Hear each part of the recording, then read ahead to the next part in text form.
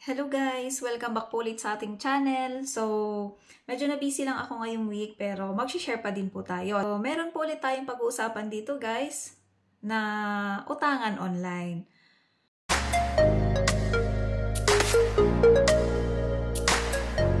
Ito nga guys ay si Peso Kwento. So, ang gagawin natin ay step by step kong ipapakita sa inyo para masundan nyo.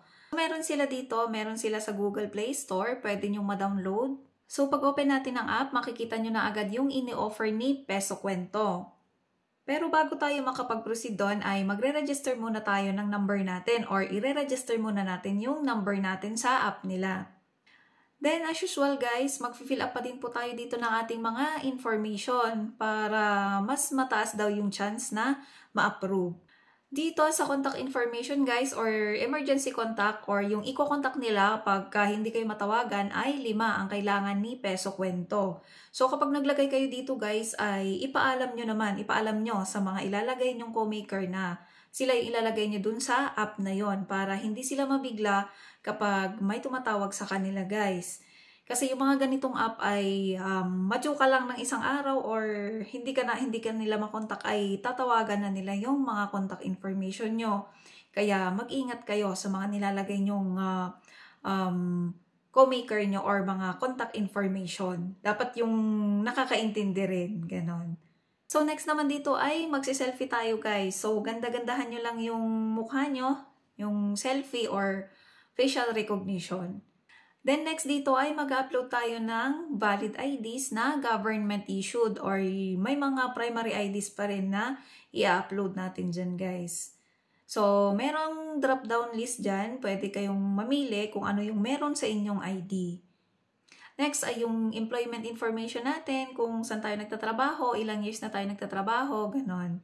And then hihingiin niya na yung withdrawal information guys, kung saan nyo kung saan nyo gustong ilagay yung ilulong yung pera. Pero kapag mostly sa remittance ay may mga fees sila, umabot pa yata ng 100 plus. Pero kung sa mga e-wallet, ganon, walang fee. So, tingnan nyo na lang guys kung anong mas accessible sa inyo. So, dahil naka-fill up na ako guys, ay 16,000 na daw ang pwede kong i-loan. Yung nandyan sa app na, yung nandyan na naka-check na pwede ko na daw i-loan. So, yan yung nag-grant sa akin ha. Pero, itong 12K lang ang itatry natin. Kung totoo ba itong 16K na offer nila sa akin. So, naka-breakdown na din dyan kung magkano yung mga babayaran or kung magkano yung binawas nila or magkano yung babayaran nyo. Yung 12K na pinili natin guys ay meron silang loan term. Ang loan term pala nito guys ay 7 days lang. So, hindi siya pang matagalan. 7 days lang din pala siya. And then, ang interest nito ay 3,600. So, ang marireceive mo na lang ay 8,400. So, yun guys, parang medyo malaki pa din. Pero tignan natin kung totoo nga yun. So, ito na yun. Pagka-click ko ng get loan ay 3,500 lang pala yung ipapaloan nila sa akin. May mga nalalaman pa silang plan-plan pero sa totoo lang 3,500 lang pala yung ipapaloan. So yung 6,000 ay 16,000 na yun ay joke lang pala yun. Hindi pala yun totoo. Parang clickbait lang nila yun para mainganyo ka at itatry mo. Pero syempre dahil mas mautak ako, hindi nila nailagay yung 3,500 sa akin kasi masyadong malaki din naman yung interest. Tsaka hindi sila nagsasabi ng totoo guys.